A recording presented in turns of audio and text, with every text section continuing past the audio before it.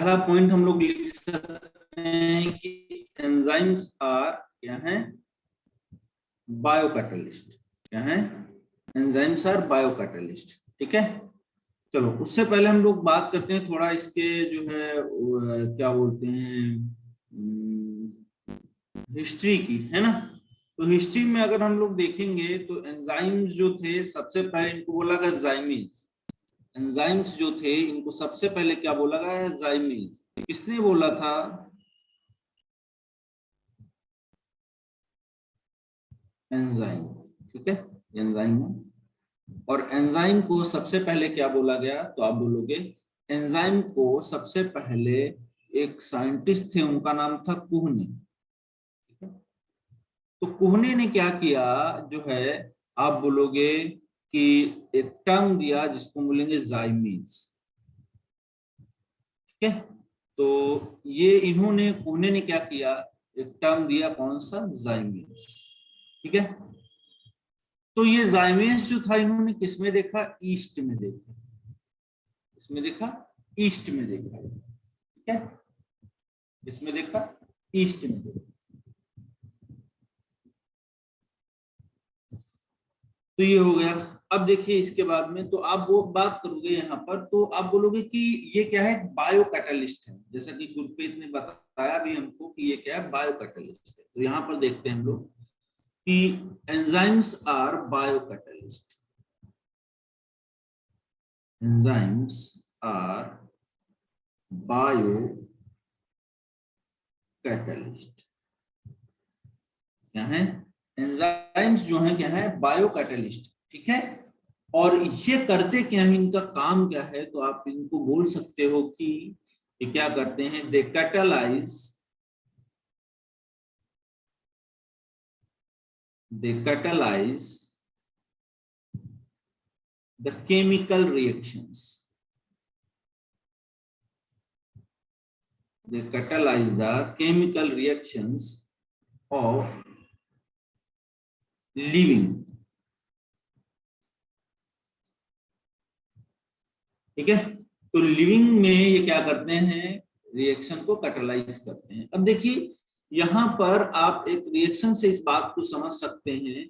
अगर हम बात करें BaOH की, तो आप बोलोगे OH2 की, तो आप बोलोगे यहां पर H2SO4 के प्रेजेंस में ये क्या बना लेगा, BaSO4 प्लस 2 वाटर।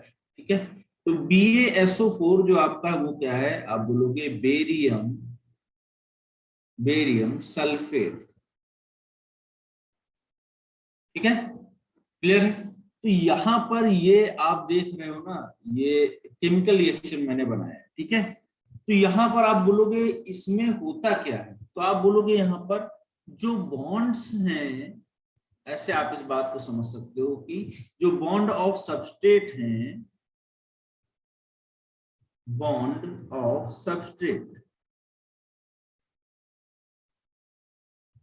तो जो सबस्ट्रेट के बॉन्ड हैं उनका क्या होगा बेटा, ब्रेकिंग होगा, ब्रेक्स होंगे, या ब्रेक लिख लेंगे हम लोग, वो क्या होंगे, ब्रेक होंगे, है ना। बॉन्ड ऑफ सबस्ट्रेट ब्रेक होंगे, और आप बोलोगे यहां पर क्या हो जाएगा, कन्वर्टेड, कन्वर्टेड इन। ठीक है, तो यहां पर अब होगा क्या, आप बोलोगे फॉर्मेशन ऑफ न्यू बॉन्ड। तो सबस्ट्रेट के बॉन्ड ब्रेक हो गए, उनमें नए बॉन्ड का फॉर्मेशन होता है, और वो बेटा क्या बना लेते हैं, तो आप बोलोगे दे फॉर्म द प्रोडक्ट। ऐसे आप समझ सकते हो कोई सबस्ट्रेट ए है, ऐसे हम बोल सकते हैं कि कोई सबस्ट्रेट ए है आपका, ये आप बोलोगे एंजाइम के प्रेजेंस में इसके सबस्ट्रेट के बॉन्ड क्या होंगे, ब्रेक होंगे। ठीक है, और ये चेंज हो जाएगा प्रोडक्ट बी में, और इसमें क्या होगा, नए बॉन्ड का फॉर्मेशन होगा, इसकी वजह से, एंजाइम की वजह से। ठीक है, तो ये कहानी आपको देखने को मिलेगी।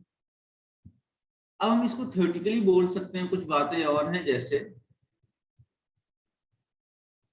एंजाइम्स जो हैं, आप लिख सकते हो कि यहाँ एंजाइम्स आर एंजाइम्स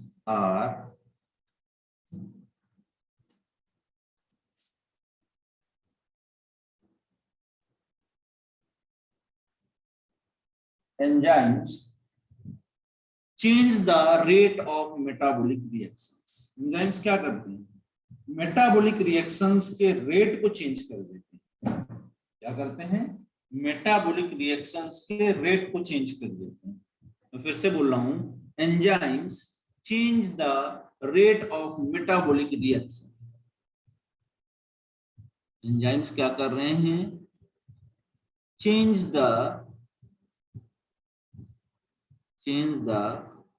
क्या कर रहे हैं? रेट ऑफ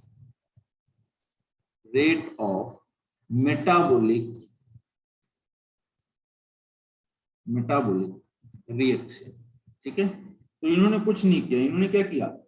जो रेट ऑफ रिएक्शन था, मेटाबॉलिक रेट ऑफ रिएक्शन, उसको इन्होंने चेंज कर दिया। ठीक है, क्या किया? जो एंजाइम थे उन्होंने क्या किया? रेट ऑफ मेटाबॉलिक रिएक्शंस को चेंज कर दिया। यानी कि अगर कोई रिएक्शन स्लो चल रही थी तो उसको फास्ट कर दिया। मान लिया हमने कोई प्रोडक्ट बनना था ए से बी, वो बिना एंजाइम के मान लो 1 घंटे में बनना, तो एंजाइम अगर हमने डाल दिया बायो कैटालिस्ट, तो वही अब रिएक्शन जो आपकी 10 मिनट में हो रही थी, वही अब रिएक्शन बेटा आप बोलोगे 1 मिनट में होने लगी। तो उसने क्या किया? एंजाइम ने कुछ नहीं किया, उसने बस ये किया कि जो रेट ऑफ रिएक्शन है उसको फास्ट कर दिया। क्या किया? रेट ऑफ रिएक्शन को क्या कर दिया? फास्ट कर दिया। ठीक है, समझ में आई बात? क्या किया? रेट ऑफ रिएक्शन को उसने फास्ट कर दिया। ठीक है, तो enzyme change the rate of metabolic reaction. ठीक है, और ये क्या करता है? जो रिएक्शन है उसके जो रेट ऑफ रिएक्शन है उसको क्या कर देता है? फास्ट कर देता है। ठीक है, चलो, तो इस बात को हम समझते हैं, enzyme change the rate of metabolic reaction. तो जो रेट है वो क्या कर देता है? ये फास्ट कर देता है।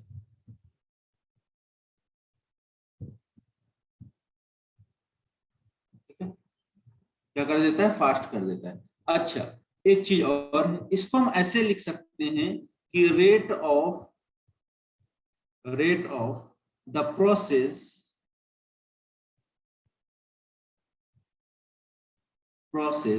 Is equal to delta P upon delta T. ये आपके एनसीईआरटी में भी दिया हुआ है ऐसे, सेम एज इट इज। इसको जो अच्छे से आप याद रखिएगा। ठीक है, पूछा जा सकता है।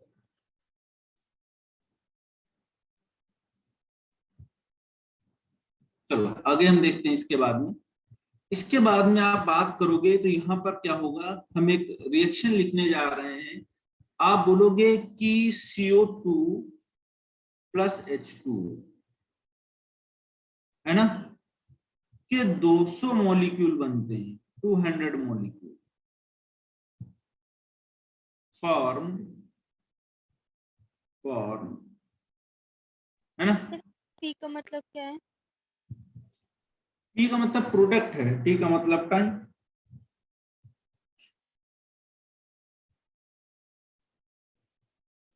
ठीक है, यस सर।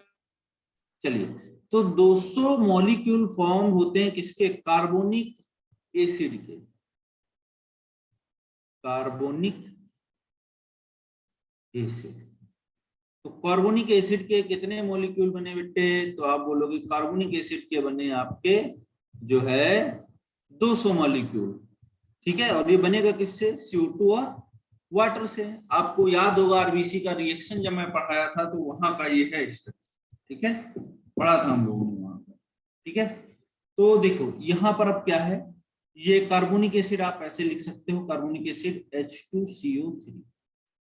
तो हमने बोला कि जो आपका CO2 प्लस जो वाटर है उसके 200 मॉलिक्यूल बन रहे हैं, है ना, जो है मतलब क्या बोलते हैं, कार्बोनिक एसिड के 200 मॉलिक्यूल बन रहे हैं, लेकिन ये मॉलिक्यूल बन रहे हैं पर हावर, 1 घंटे में 200 मॉलिक्यूल बन रहे हैं। जब एंजाइम अब्सेंट है, एंजाइम नहीं, लेकिन जब एंजाइम इसमें लगा देंगे हम लोग, तो आप बोलोगे CO2 प्लस H2O, और हमने क्या किया, इसमें एंजाइम लगा दिया, कौन सा, कार्बोनिक, कौन सा एंजाइम था, एनहाइड्रेज, याद होगा आपको, है ना, रेस्पिरेशन में हम लोगों ने पढ़ा था इसको। तो इन प्रेजेंस ऑफ एंजाइम अगर आप बात करोगे कार्बोनिक एनहाइड्रेज, तो यहाँ पर 6 लाख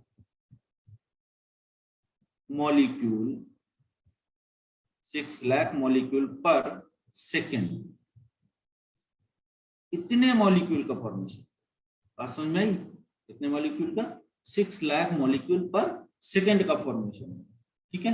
तो ये कहानी आपको देखने को मिलेगी इसमें कार्बोनिक एनहाइड्रेज, ठीक है। अब हम आगे बढ़ते हैं, इसके बाद में आप बात करोगे तो यहां पर, ये यहां तक समझ में आ गया सभी को? Yes sir. चलिए, तो आगे हम नेक्स्ट देखते हैं इसके बाद में। तो यहां पर आप बोलोगे कि जो एक एनसीईआरटी का स्टेटमेंट है कि almost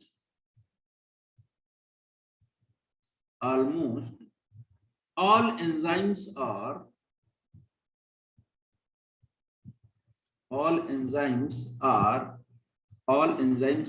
proteins. All enzymes are proteins. फिर आप लिखोगे there are some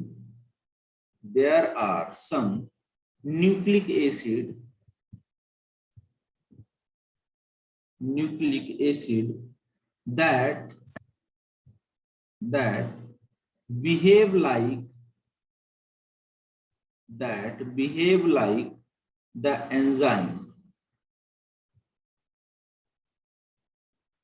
called as ribozyme.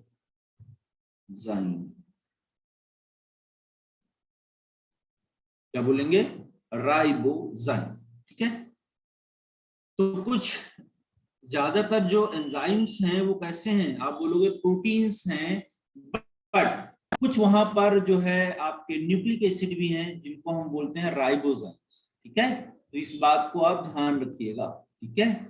Sir एक ऐसे स्टेटमेंट भी तो बोलते हैं, हाँ all enzymes are protein but all proteins are not enzyme. हाँ, यही स्टेटमेंट का मतलब यही है, उसका एक्सप्लेनेशन है, ठीक है।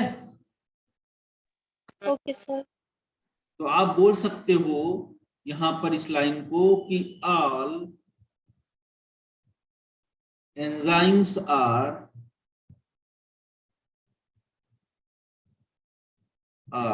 प्रोटीन्स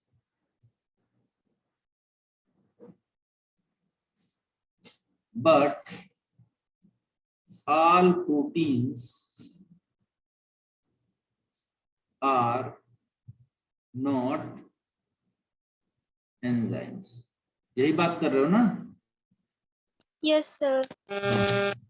तो ये चीज है, यहाँ पर इसका एक्सप्लेनेशन मैंने ऊपर लिख दिया। अब देखते हैं इसके बाद में हम, यहाँ पर आप बोलोगे एंजाइम्स जो हैं वो हैं क्या, तो आप बोलोगे एंजाइम्स, ई फॉर एंजाइम्स है ना, आर क्या है, they are the colloidal substance,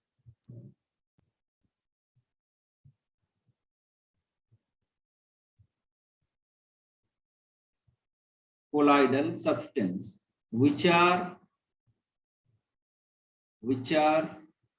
macro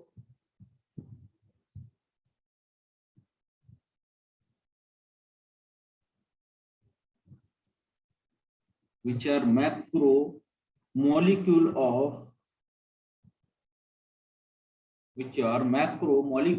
amino acids, which are macromolecule of amino acid and are synthesized by synthesized by ribosome under the genetic control।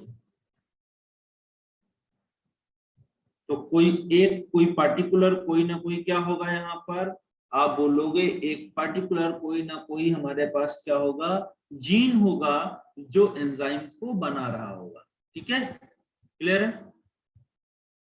क्या होगा, एक पार्टिकुलर कोई ना कोई जीन होगा जो क्या कर रहा होगा, इसको बना रहा होगा।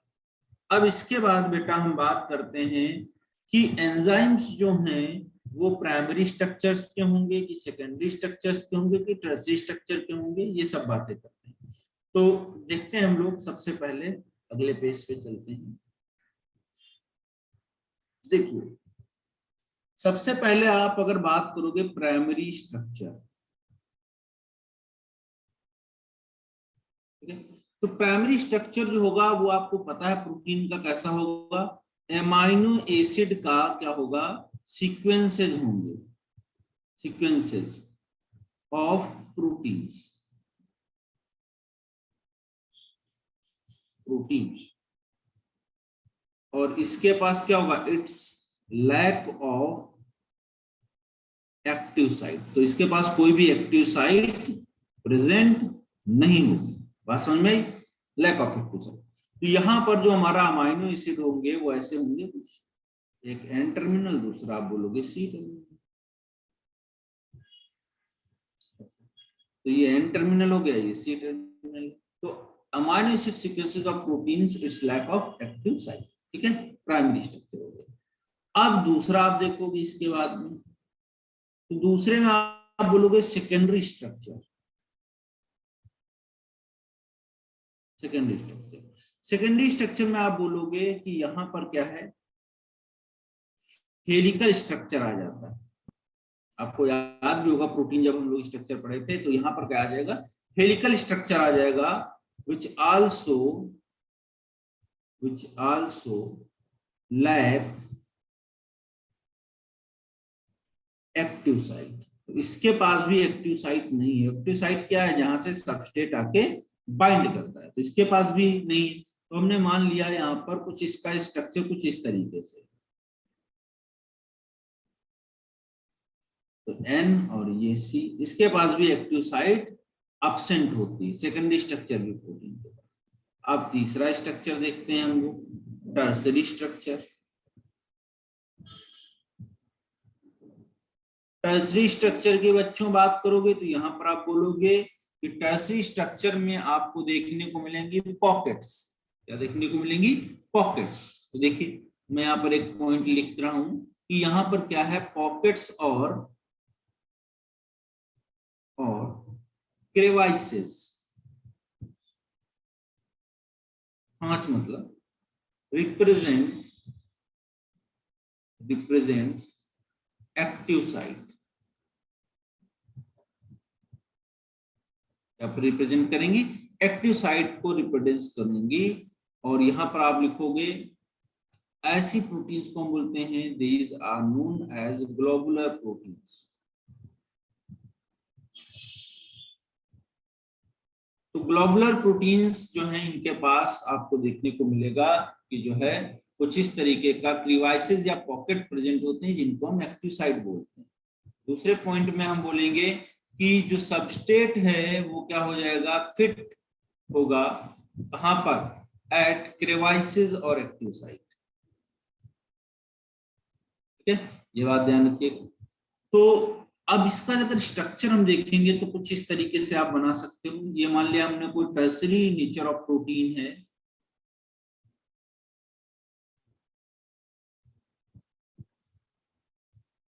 ये तो जहां जहां पर एक क्रेवाइसेस एक दूसरे को क्रॉस करती हैं, ये देखिए यहाँ पर ये सब क्या है, एक्टिव साइट्स। ये देखिए ये एक्टिव साइट, ये एक्टिव साइट, ये एक्टिव साइट है। तो ये एक्टिव साइट जहां जहां बनेंगी इन्हीं से बेटा क्या होता है, तो आप बोलोगे इन एक्टिव साइट से ही आके कौन बाइंड करता है, सबस्ट्रेट बाइंड करता है। तो आप एक सीधा सीधा एक बात बोल सकते हो कि जो टर्सरी स्ट्रक्चर ऑफ प्रोटीन्स हैं वो ही एंजाइम्स, ठीक है, या ऐसे बोल सकते हो एंजाइम्स जो होती हैं अपने पास टर्सरी स्ट्रक्चर ऑफ प्रोटीन को डिनोट करते हैं। तो यहाँ पर लिख लेंगे enzymes, enzymes are tertiary in nature. कभी भी एंजाइम जो होंगे वो आप बोलोगे प्राइमरी नहीं होंगे, सेकेंडरी नेचर के नहीं होंगे, एटलीस्ट टर्सरी नेचर के होंगे।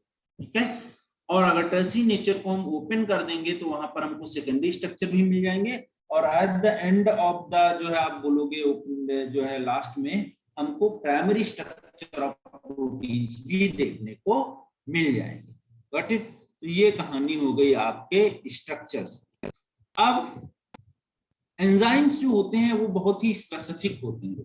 एंजाइम्स जो होते हैं वो बहुत ही स्पेसिफिक होते हैं। तो आप बोलोगे कि enzymes are specific in nature, enzymes are specific in nature.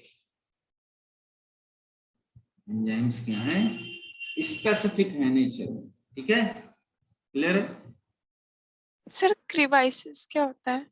क्रिबाइसिस मतलब वही अभी बताया तुमने, जहां पर क्रॉस करता है आपका प्रोटीन का स्ट्रक्चर, जहां पर खांच बनती है, या जहां पर आप बोलोगे एक्टिव साइट, उसी को बोलते हैं। ये देखो पीछे मैंने जहां जहां पर मैंने क्रॉस कराया, ये सब क्या है? ये सब जो है ये सब क्या है? These are the active sites. जहां जहां पर एक प्रोटीन का जो है ये जहां जहां क्रॉस कर रहा है तो एक्टिव साइट बन रहा है। एक्टिव साइट होगा टर्सरी स्ट्रक्चर ऑफ प्रोटीन में। तो एंजाइम्स हमेशा याद रखना टर्सरी नेचर में होते हैं। ठीक है, बाकी ये वाले नहीं होंगे, ये वाले नहीं होंगे, ये वाला ऐसे। तो enzymes are specific in nature for, आप बोलोगे सबस्ट्रेट बाइंडिंग। इसका मतलब ये हुआ कि सबस्ट्रेट और एंजाइम जो हैं वो स्पेसिफिक होते हैं। ऐसा नहीं कि कोई भी एंजाइम किसी भी सबस्ट्रेट से जाके बाइंड कर जाएगा, ऐसा नहीं होगा। वो स्पेसिफिक है, पार्टिकुलर जो एंजाइम है वो सबस्ट्रेट से बाइंड करेगा। ऐसा नहीं कि जिसका मना है वो जाके बाइंड कर जाएगा, कभी नहीं होगा। ठीक है, तो ये बात ध्यान रखिएगा। अब एंजाइम्स वेरी स्पेसिफिक नेचर है फॉर सबस्ट्रेट रिएक्शन या सबस्ट्रेट की बाइंडिंग के लिए। अब जैसे हमने यहाँ पर बताया कि H2O2 एक रिएक्शन हम लोग लिख रहे हैं H2O2, और यहाँ पर एक एंजाइम है कैटालेज, और ये कैटालेज क्या करेगा? H2O प्लस O2 इसमें तोड़ देगा। ऐसे अगर आप बात करोगे CO2 प्लस H2O, तो ये आप बोलोगे यहाँ पर एंजाइम लगता है एनहाइड्रेज, पीछे बताएं कार्बोनिक एनहाइड्रेज Ca, और ये क्या बना देता है? H2CO3 कार्बोनिक एसिड बना देता है। ठीक है, तो ये कहानी रहेगी, यानी कि हर एक स्पेसिफिक एंजाइम के लिए एक स्पेसिफिक टाइप का सबस्ट्रेट है। ऐसा नहीं कि जिसका मन आया वो उससे बाइंड कर गया। अब दूसरा देखिए इसके बाद में, एंजाइम्स जो होते हैं वेरी आप बोलोगे लेस अमाउंट में रिलीज होते हैं।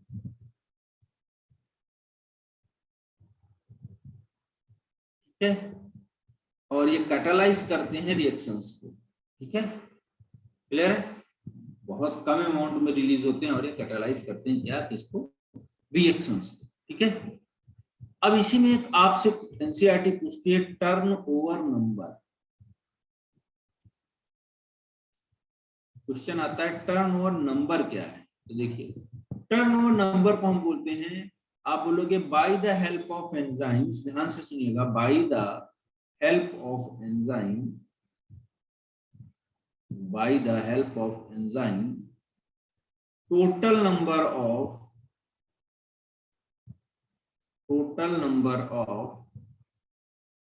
substrate molecule converted by the help of enzyme, total number of substrate molecule converted into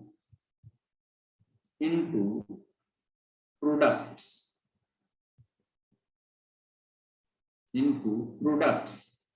per unit time is known as turnover number. ठीक है, टर्नओवर नंबर। तो मैंने बोला कि एंजाइम की हेल्प से टोटल जो सबस्ट्रेट मॉलिक्यूल हैं वो प्रोडक्ट में पर यूनिट टाइम कितने कन्वर्ट हो रहे हैं उसको टर्नओवर नंबर बोलेंगे। ठीक है, by the help of enzyme total number of substrate molecule converted into product unit पर टाइम को हम क्या बोलेंगे, टर्नओवर नंबर बोलेंगे। कितने पर्टिकुलर टाइम ड्यूरेशन में कितने मॉलिक्यूल जो है कन्वर्ट होके प्रोडक्ट बन गए, वही क्या है उसका टर्नओवर नंबर। ठीक है, अब देखिए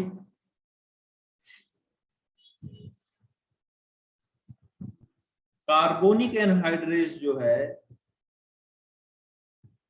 उसका बोलोगे टर्नओवर नंबर सबसे ज्यादा है। कार्बोनिक एनहाइड्रेस जो है उसका टर्नओवर नंबर सबसे ज्यादा है, इसीलिए हम बोलते हैं ये फास्टेस्ट एंजाइम, बहुत तेजी के साथ काम करता है। ठीक है, पता है आपको, अभी मैंने बताया कि जो कार्बोनिक एनहाइड्रेस है वो 6 लाख मॉलिक्यूल पर सेकेंड बनाता है। ठीक है,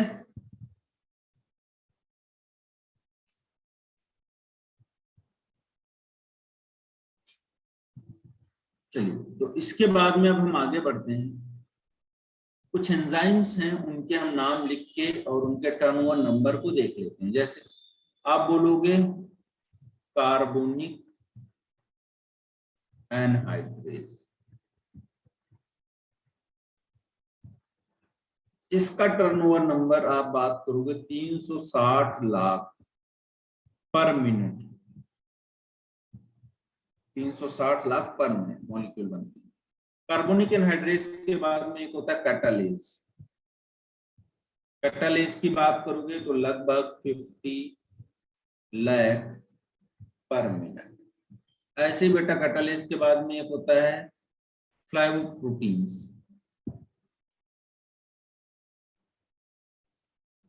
इनका अगर आप बात करोगे तो लगभग 50 लाख पर मिनट है।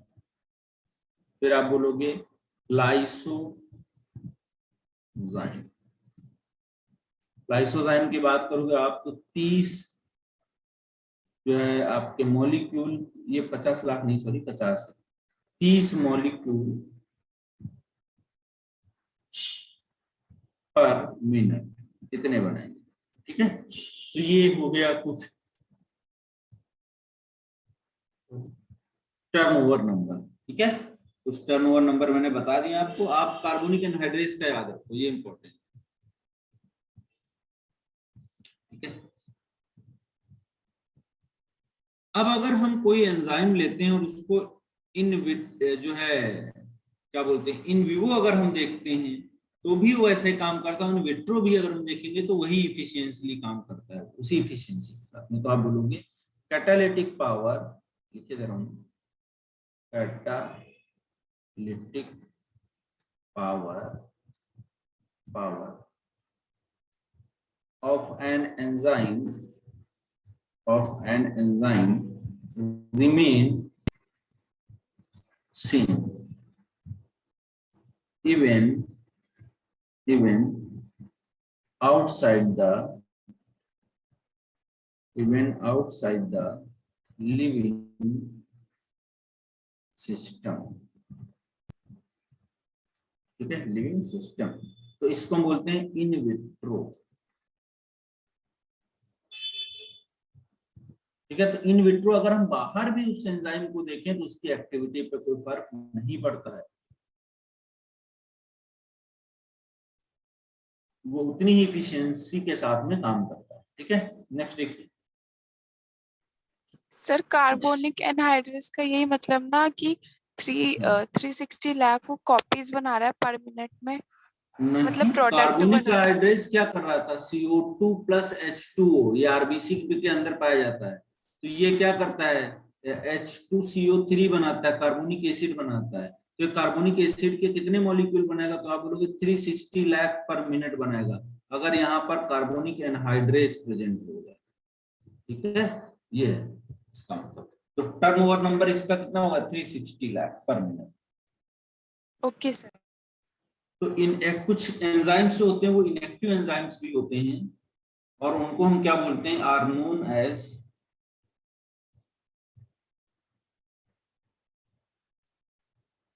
जाइमेज। क्या बोलते हैं, जाइमेज। और इसको हम बोलते हैं प्रो एंजाइम। क्या बोलते हैं, जाइमेज या प्रो एंजाइम्स। जैसे इसमें एग्जांपल लिख लो आप, तो आप बोलोगे पेप्सिनोजेन इनएक्टिव फॉर्म में निकलते हैं, है ना, ट्रिप्सिनोजेन, ट्रिप्सिनोजेन इनएक्टिव फॉर्म में निकलते हैं। ठीक है, तो ये कहानी है आपकी, समझ में आई बात की नहीं? Yes sir. चलो अब आगे बढ़ते हैं बेटा इसके बारे में। तो इसके बाद में हम नेक्स्ट बात करेंगे, तो आप बोलोगे कि एक्टिविटी के ऊपर अगर बात करें तो एंजाइम जो होते हैं ऑप्टिमम टेम्परेचर पे सबसे अच्छे से काम करते हैं, है ना, उनकी एक्टिविटी सबसे अच्छी किस पे होगी, ऑप्टिमम टेम्परेचर। ठीक है, अगर हम टेम्परेचर हाई कर देते हैं, टेम्परेचर अगर हम क्या कर देते हैं, हाई कर देते हैं, ठीक है, या अगर हम टेम्परेचर कम कर देते हैं, एंजाइम जहां पर है लो कर देते हैं, तो अगर टेम्परेचर ऑप्टिमम टेम्परेचर पे आप बात करोगे तो एंजाइम क्या होंगे, मैक्सिमम एक्टिविटी अपनी गेन करते हैं, मैक्सिमम एक्टिव एंजाइम्स। लेकिन जब टेम्परेचर हमने बढ़ा दिया, हाई कर दिया, तो आप बोलोगे इसका क्या हो जाएगा, डी नेचुरेशन। क्या हो जाएगा, डी नेचुरेशन। क्या हो गया, डी नेचुरेशन। ठीक है, तो आप बोलोगे क्या दोबारा में इसकी एक्टिविटी को गेन कर सकते हैं, नहीं गेन कर पाएंगे, क्योंकि एक बार अगर एंजाइम डिनेचर्ड हो गया तो वो बेकार हो गया, दोबारा उसको आप सही नहीं कर पाओगे ऑप्टिमम टेम्परेचर लाने के बाद भी। लेकिन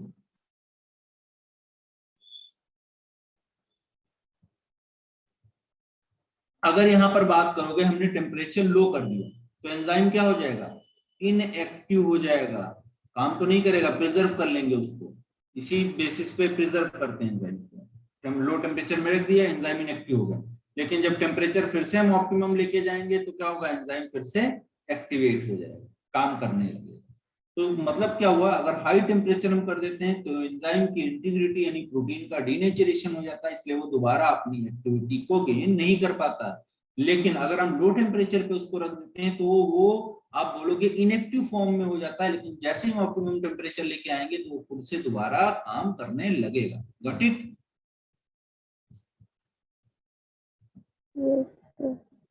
यस सर। अब देखो क्या होता है, एक अब और मेथड में एक और चीज बता रहा हूँ, बहुत इंपॉर्टेंट है वो, कि जो एंजाइम्स होते हैं, इस लाइन को समझिएगा, एनसीईआरटी का एक एक लाइन में कोट कर रहा हूँ। एंजाइम्स जो होते हैं वो इंक्रीज कर देते हैं किसको बेटा, तो आप बोलोगे rate of reaction. Enzyme increases rate of reaction, enzyme increases rate of reaction, ठीक है, सेवरल टाइम, several time, ठीक है, by lowering down the activation energy।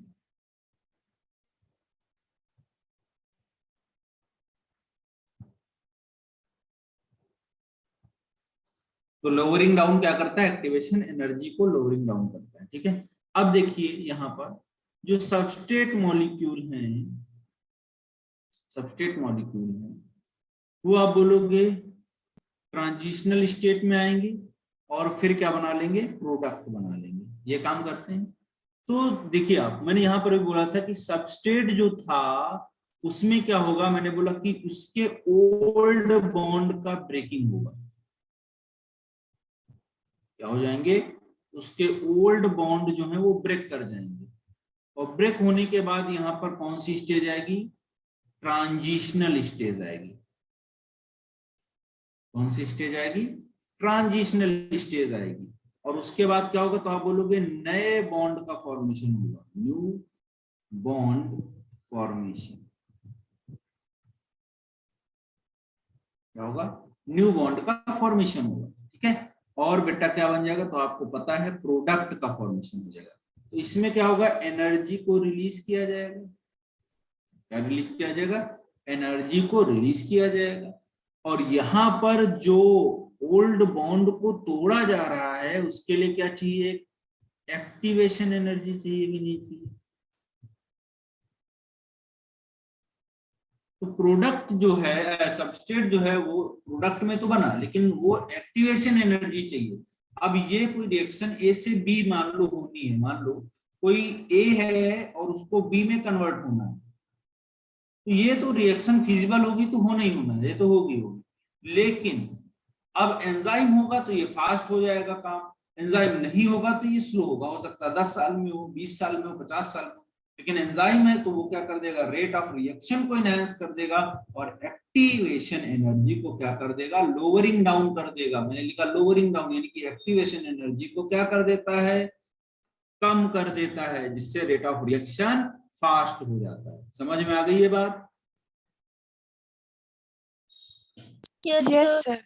Sir transitional stage क्या होता है? ट्रांजिशनल स्टेज बेटा बीच की, मतलब टीएस, ये मतलब एक कॉम्प्लेक्स बनता है ना, एस टीएस कॉम्प्लेक्स, तो बीच में बनता है। अभी मैं आगे ग्राफ के थ्रू समझा रहा हूँ, देखिए। Okay sir. यहाँ पर आपको एक एनसीईआरटी ग्राफ देती है, उसी ग्राफ की हम अब बात करने जा रहे हैं। ये हमने ऐसे बना लिया एक सिंपल सा ग्राफ, देखिए यहाँ पर।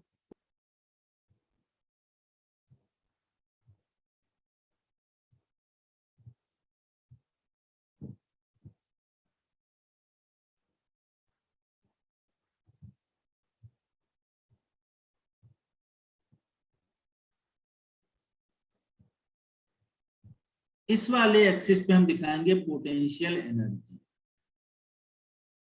पोटेंशियल एनर्जी क्या दिखाएंगे, पोटेंशियल एनर्जी दिखाएंगे। और इधर हम दिखाएंगे प्रोसेस ऑफ रिएक्शन।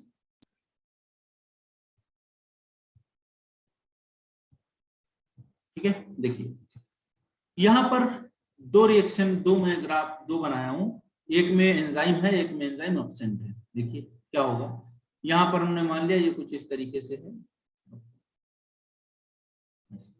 तो देखिए यहाँ पर ये वाला जो है, ये वाला देखिए, ये हमने मान लिया यहाँ पर कि ये 0 पोटेंशियल एनर्जी, ये आपका 2 हो गया, ये 4 हो गया, ये 6 मान लिया हमने। ठीक है, और ये हमने 10 मान लिया। ठीक है, ये 8 मान लिया। अब इसमें देखोगे बेटा कि ये वाला जो है आपका, एक ये वाला ग्राफ मैंने बनाया है, एक ये देखिए, ये और एक नीचे। तो ये वाला आप देख रहे हो, तो इसमें ये ट्रांजिशन स्टेज है। ठीक है, टीएस ट्रांजिशन स्टेज। तो यहां पर activation energy without the enzyme. तो एंजाइम नहीं है तब देखो कितना सबस्ट्रेट को प्रोडक्ट में चेंज होने में कितना एनर्जी लग रहा है, ये देखिए इतना एनर्जी लग रहा है। ठीक है, लेकिन वही जब यहां पर आप बोल रहे हो क्या प्रेजेंट है, जो है आपका एंजाइम प्रेजेंट है, वहां पर एंजाइम एब्सेंट था, विदाउट एंजाइम था, एब्सेंट था एंजाइम, तो यहाँ पर एंजाइम प्रेजेंट है, तो आप बोलोगे enzyme present, enzyme present, enzyme present है कि नहीं प्रेजेंट है। तो यहाँ पर बेटा एक्टिवेशन एनर्जी क्या हो जाएगा, क्या हो जाएगा, कम हो जाएगा कि नहीं हो जाएगा, लोअरिंग डाउन कर देगा कि नहीं, और प्रोडक्ट जल्दी बन जाए। ठीक है, समझ में आई बात। तो एंजाइम ने क्या किया, रेट ऑफ रिएक्शन को बढ़ा दिया और एक्टिवेशन एनर्जी को लोअरिंग डाउन कर दिया, है ना, समझ में आई बात। yes sir. चलो बहुत अच्छा। अब इसमें दो रिएक्शंस आप पढ़ते हो, एक होती है एक्सोथर्मिक रिएक्शन और एक होती है एक्सोथर्मिक के बाद में आप बोलोगे एंडोथर्मिक। अब इस बात को भी समझ लेते हैं, एक्सोथर्मिक और एंडोथर्मिक में होता क्या। अगर मैं यहां लिख रहा हूं एक्सोथर्मिक, अगर सबस्ट्रेट का एनर्जी लेवल, अगर सबस्ट्रेट का एनर्जी लेवल ज्यादा होगा, इससे प्रोडक्ट एनर्जी लेवल से।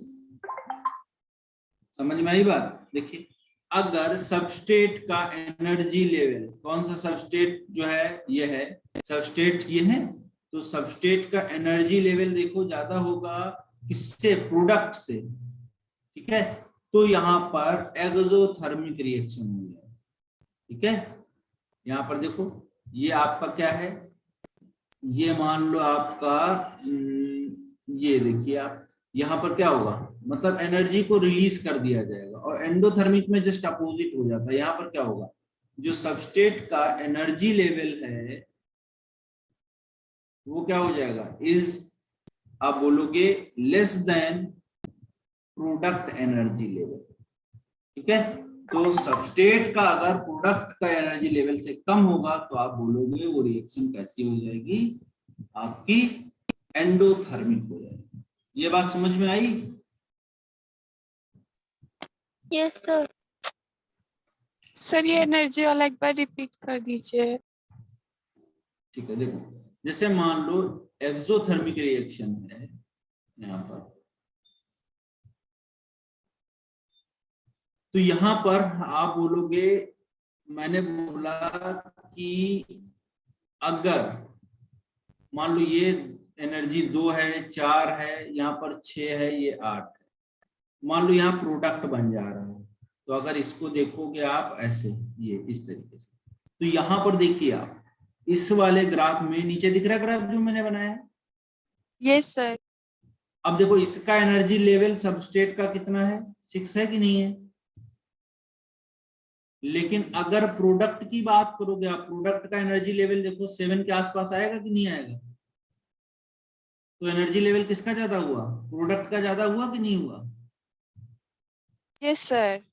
तो अगर प्रोडक्ट का एनर्जी लेवल ज्यादा होगा तो इतना एनर्जी ये क्या होगा, ये बाहर निकल जाएगा, तो रिएक्शन कैसी हो जाएगी? Endothermic. Endothermic, very good, exothermic. Exothermic होगी, वेरी गुड। और बताओ सर, एंडोथर्मिक होगी।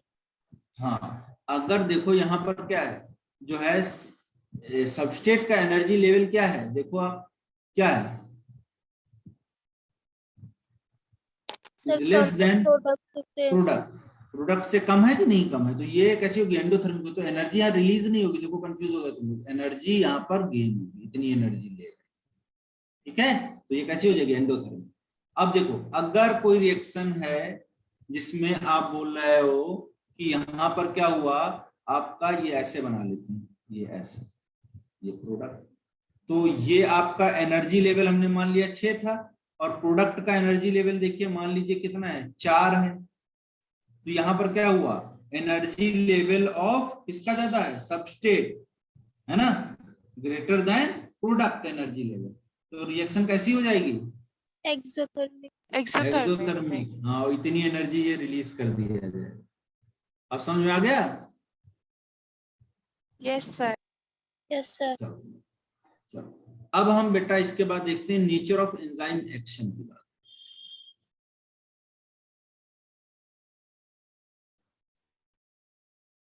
नेचर ऑफ, सर हमसे ऐसे भी क्वेश्चन पूछ सकते हैं, मतलब ग्राफ दे दिया और हमसे पूछ लेंगे ये एक्सोथर्मिक रिएक्शन है कि हाँ एंडोथर्मिक। बिल्कुल पूछ सकता है, तभी बेटा मैंने बताया आपको नेचर ऑफ एंजाइम एक्शन, कैसे एंजाइम काम करते हैं उसके बारे में थोड़ा बात करते हैं। तो आप बोलोगे एंजाइम सबस्ट्रेट क्या मिलके बनाते हैं, ईएस कॉम्प्लेक्स बनाते हैं, ईएस कॉम्प्लेक्स ईपी कॉम्प्लेक्स बनाता है एंजाइम और प्रोडक्ट। उसके बाद आप बोलोगे एंजाइम अलग हो जाता है और प्रोडक्ट का फॉर्मेशन हो जाता है। ये एक जेन्युइन प्रक्रिया है, एक नॉर्मल जो है प्रोसेस है, जिसमें आप बोलोगे प्रोडक्ट का फॉर्मेशन होता है। अब यहाँ पर आप बेटा बोलोगे सबसे पहले क्या होगा, फर्स्ट ऑफ ऑल अगर देखेंगे यहाँ पर, तो आप बोलोगे सबस्ट्रेट है, सबस्ट्रेट है, सबस्ट्रेट बाइंड करेगा किससे, तो आप बोलोगे बाइंड टू एक्टिव साइट, किससे बाइंड करेगा, एक्टिव साइट से बाइंड करेगा, किससे बाइंड करेगा, एक्टिव साइट, किसकी, ऑफ ई, एंजाइम की एक्टिव साइट से बाइंड करेगा। ठीक है, अब दूसरा देखिए फिर क्या होगा, तो आप बोलोगे जैसे ही एक्टिव साइट से बाइंड करेगा तो सबस्ट्रेट का बाइंडिंग जो है, सबस्ट्रेट बाइंडिंग इंड्यूसेस, क्या इंड्यूस करेगा, तो आप बोलोगे induces the enzyme to alter मतलब थोड़ा चेंज करेगा अपने किसके शेप को, थोड़ा चेंज करेगा, स्लाइटली शेप को अल्टर करेगा। ठीक है, और फिट हो जाएगा, तो आप बोलोगे fitting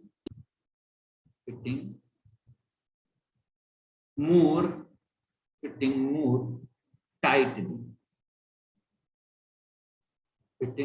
tightly around the substrate. ठीक है, तो मोर टाइटली ये क्या होगा, सबस्ट्रेट के आसपास में क्या होगा, फिट हो जाएगा। ठीक है, क्लियर है। अब देखिए तीसरा पॉइंट क्या होगा, तो आप बोलोगे एक्टिव साइट जो होगी, एक्टिव साइट ऑफ एंजाइम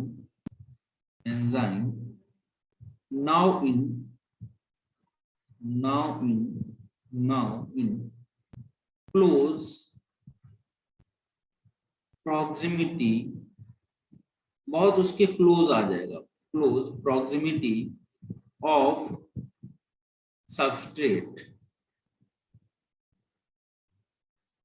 और फिर क्या होगा, ब्रेक द केमिकल बॉन्ड्स, तो पुराने जो केमिकल बॉन्ड हैं सबस्ट्रेट के वो टूट जाएंगे, है ना, ऑफ सबस्ट्रेट एंड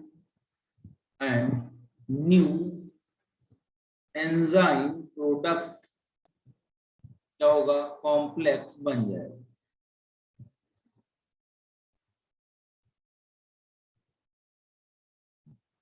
ठीक है, तो नया एंजाइम प्रोडक्ट कॉम्प्लेक्स का फॉर्मेशन हो जाएगा। ठीक है, फिर आप बोलोगे क्या होगा नेक्स्ट, तो आप बोलोगे ये आपका ऐसे मान लो यहाँ पर ये स्ट्रक्चर था, ये आपका, इसमें मान लिया हमने यहाँ पर क्या था, ये आपका प्रोडक्ट है, ये बन गया प्रोडक्ट, तो प्रोडक्ट को बाहर फेंक दिया जाएगा, है ना, प्रोडक्ट बाहर आ गया। ठीक है, अब एंजाइम दोबारा फिर से नया जो आपका वो होगा, क्या बोलते हैं, सबस्ट्रेट मॉलिक्यूल, उससे फिर बाइंड कर जाएगा। ठीक है, तो इस तरीके से आपको देखने को मिलेगा। क्लियर है।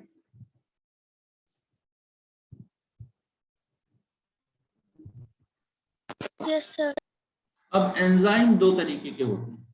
ठीक है, एंजाइम दो तरीके के होते हैं।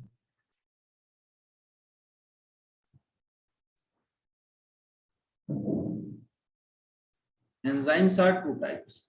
एक एंजाइम बेटा होते हैं, उनको हम बोलते हैं सिंपल एंजाइम।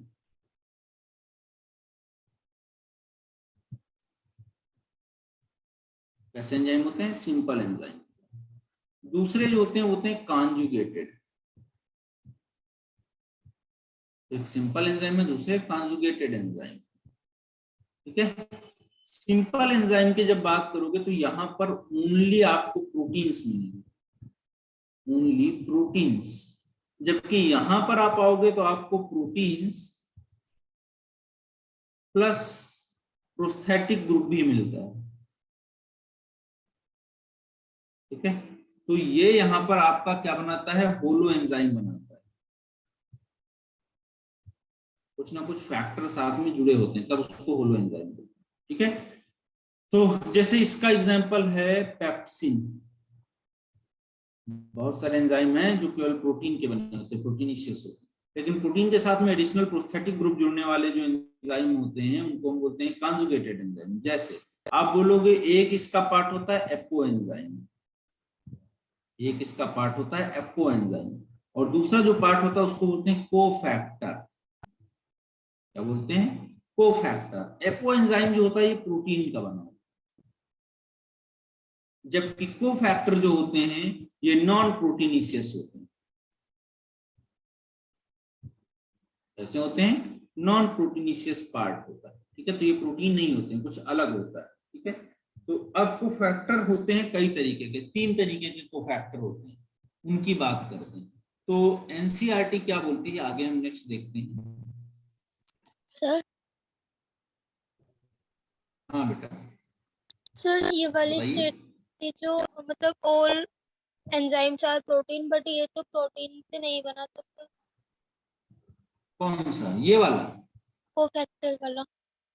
तो इसमें बेटा प्रोटीन है, तो ये प्रोटीन से बने, कोफैक्टर में और कुछ नहीं, नॉन प्रोटीनिशियस पार्ट है, ठीक है। तो वो ऑर्गेनिक कुछ मॉलिक्यूल वगैरह लगे होते हैं, कुछ वो अलग है, अभी बता रहा हूँ।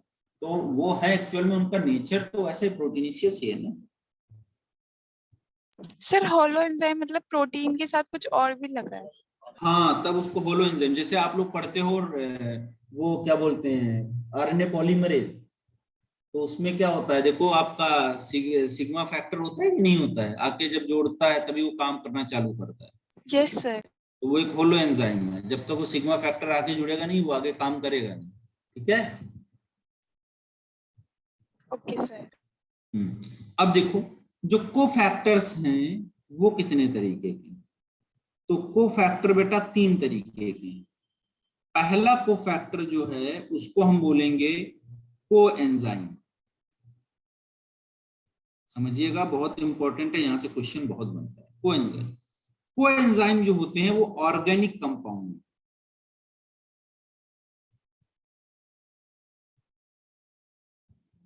ऑर्गेनिक कंपाउंड यानी कि CHO इसमें प्रेजेंट होगा, ठीक है। और ये हमने मान लिया ये एपोएंजाइम है, प्रोटीन पार्ट है, एपोएंजाइम है। और इसके साथ में बाइंड कौन होगा, तो आप बोलोगे इससे बाइंड होता है आपका कोएंजाइम, तब ये फंक्शनल हो जाएगा, अदरवाइज ये किसी काम का नहीं है। अब इस पूरे को मिला के हम क्या बोल देंगे, that is known as holo enzyme.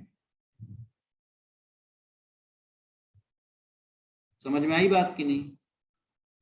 तो जो को एंजाइम्स हैं, ऑर्गेनिक कंपाउंड हैं, ये लूजली बाइंड होते हैं, ये ध्यान रखिएगा, एनसीईआरटी का लाइन है, पूछता है कि कौन सा कोफैक्टर लूजली बाइंड होता है एपोएंजाइम से, तो आप बोलोगे कोएंजाइम, ठीक है। समझ में आई बात?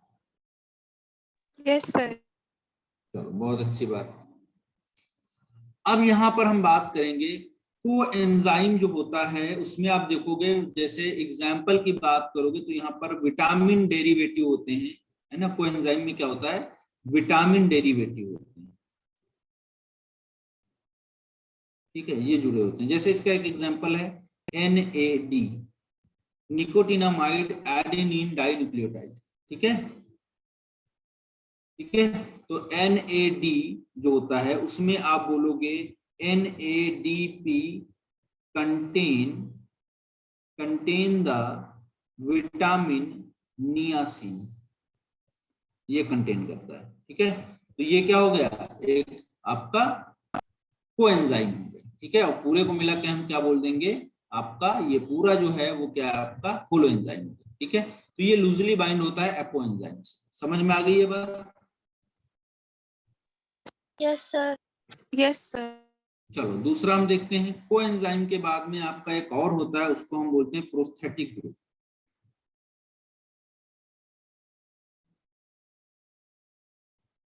प्रोस्थेटिक ग्रुप, प्रोस्थेटिक ग्रुप में हमने मान लिया ये एपोएंजाइम है, एपोएंजाइम है, और इस एपोएंजाइम से जुड़ेगा आपका कौन सा, आप बोलोगे प्रोस्थेटिक ग्रुप, ठीक है। तो ये जब इसके साथ में जुड़ता है तो ये टाइटली बाइंड होता है, टाइटली बाइंड होता है प्रोस्थेटिक ग्रुप एपोएंजाइम से। कैसे टाइटली बाइंड होगा, अब इसका एग्जांपल देखिए, आप बोलोगे पर ऑक्सीडेज एंड आप बोलोगे कैटालेज, ये दो एंजाइम हैं और इनके पास क्या होता है, हीम ग्रुप होता है।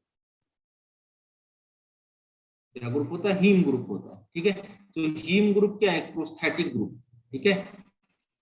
समझ में आई बात, क्लियर है? Yes sir. अब इसके बाद में बेटा हम लोग देखते हैं तीसरा जो हमारा है, थर्ड नंबर पे, वो कौन सा था, मेटल एक्टिवेटर।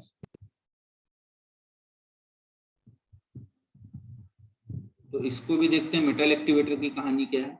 इसमें बेटा आप बोलोगे इनऑर्गेनिक मटेरियल होता है जो बाइंड करता है एपो एंजाइम से, ठीक है। Inorganic matter bind with apo enzyme. Apo enzyme से कौन बाइंड करता है? इनऑर्गेनिक मैटर बाइंड करता है, ठीक है। और ये बेटा बाइंडिंग जो होता है वो कैसी होती है? तो आप बोलोगे लूजली बाइंड करता है, लूजली बाइंड करता है, ठीक है, लूजली बाइंड करता है, ठीक है। उसके बाद आप बोलोगे यहां पर देखिए, जैसे हमने मान लिया ये कोई आपका एंजाइम है, ये इसकी एक्टिव साइट है, ठीक है। अब इस एक्टिव साइट से क्या होता है, कुछ आपका आयंस प्रेजेंट होते हैं, ऐसे मान लो यहां पर ये कुछ ऐसे जुड़ा हुआ है। अब इससे आके सबस्ट्रेट बाइंड करता है, ठीक है। तो ये वाला जो आपका है, ये सबस्ट्रेट जो बाइंड करता है, इससे कौन से बॉन्ड से? कोऑर्डिनेट बॉन्ड से। ये कोई मेटल मान लो जुड़ा हुआ है, तो ये कैसे जुड़ेगा? कोऑर्डिनेट बॉन्ड से, है ना। तो यहां पर आपको देखने को मिलेगा कोऑर्डिनेट बॉन्ड, ठीक है, लूजली अटैच हो, लूजली बाइंड करता है सबस्ट्रेट। अब इसमें एग्जांपल आप बोलोगे जैसे Zn आयन जो होते हैं इज एक्टिवेटर ऑफ कार्बोक्सी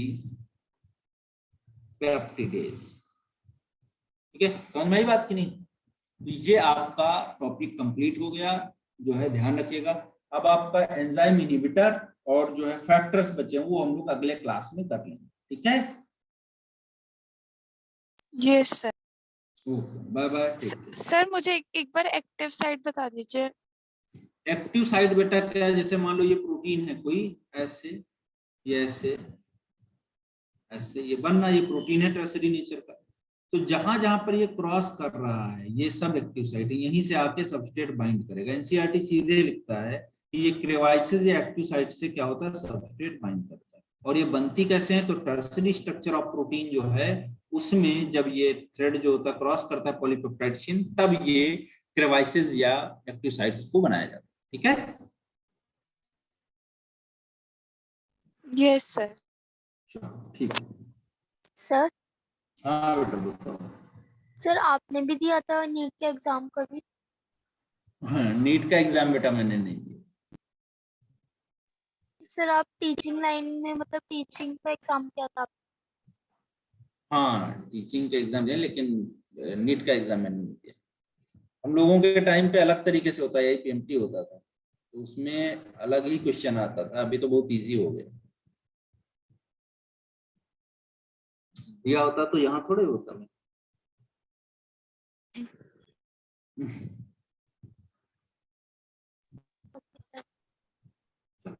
ठीक है बेटे,